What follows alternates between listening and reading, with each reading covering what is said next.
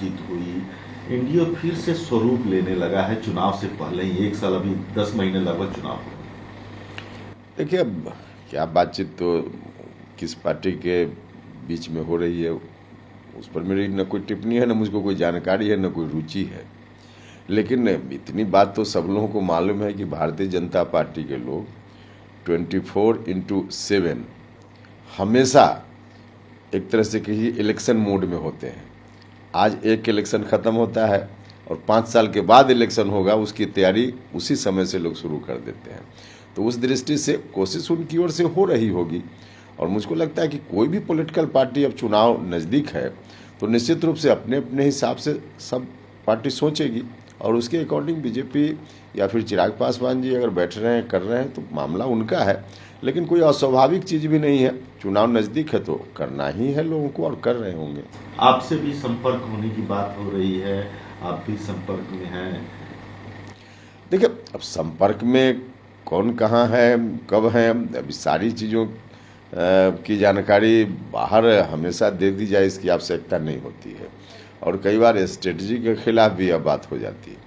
हाँ, बातचीत कहीं भी किसी की हो, बातचीत के बाद क्या करना है उस पर अगर आगे कोई बात करनी हो तो फिर मीडिया को हम लोग शेयर करते हैं। तो अभी वह स्टेज हमारी पार्टी में नहीं है कि हम कुछ इस मामले में शेयर कर पाएँ। बिहार महागठबंधन में शब्दों की मर्यादा समाप्त हो गई है। नेताओं के बीच आरजेडी जदयू आमने सामने हो गए हैं, तू-तू-मैं-मैं की स्थिति बनी हुई है। ऐसे में सरकार का क्या होगा? देखिए, गठबंधन इन लोगों का पूरे तौर पे स्वार्थ पर आधारित गठबंधन है। नीतीश कुमार जी को शायद आज भी गलतफहमी होगी या आरजेडी जेडीयू के दूसरे नेताओं को, लेकिन सच यही है, और बात तो धीरे धीरे अब सामने भी आ रही है। सच यही है कि आरजेडी के नेता लालू यादव जी ने सिर्फ और सिर्फ गठबंधन किया है अपने बेटा को मुख्यमंत्री बनाने के लिए, और कुछ भी दूसरा इसका मतलब नहीं।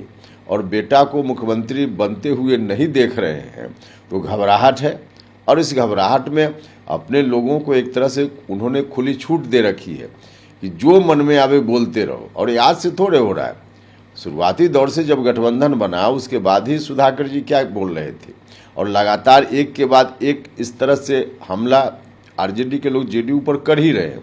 और आज की जो स्थिति है, स्थिति तो देखकर गांव का माने साधारण आदमी भी हंसता होगा कि क्या है लोगों के बीच में।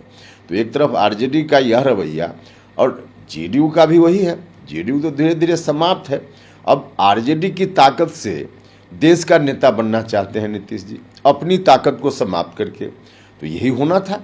अपनी ताकत अगर रहती इनके पास, जो हो सकता था, इन्होंने अवसर को खो दिया, तब इस तरह की स्थिति का सामना उनको नहीं करना पड़ता। लेकिन खुद ही नीतीश जी ने जो किया है उसका भुगत रहे हैं परिणाम। पश्चिम बंगाल में पंचायत चुनाव कल हुआ, खूनी इसको कहा जा रहा है पंचायत चुनाव।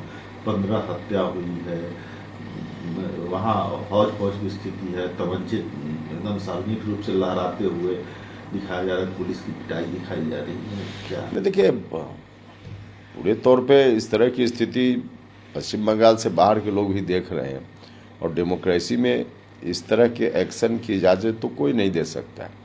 अब भारत की सरकार को थोड़ा देखना चाहिए कि कहाँ क्या है, और राज्य की सरकार, हमको लगता है कि कुल मिला जुला कर लोग पहले ममता बनर्जी जी के आने के पहले जो स्थिति थी, अब इनके आने के बाद भी उस स्थिति से निपटने के लिए उसी स्टाइल में अपने लोगों से भी काम करवाती हैं।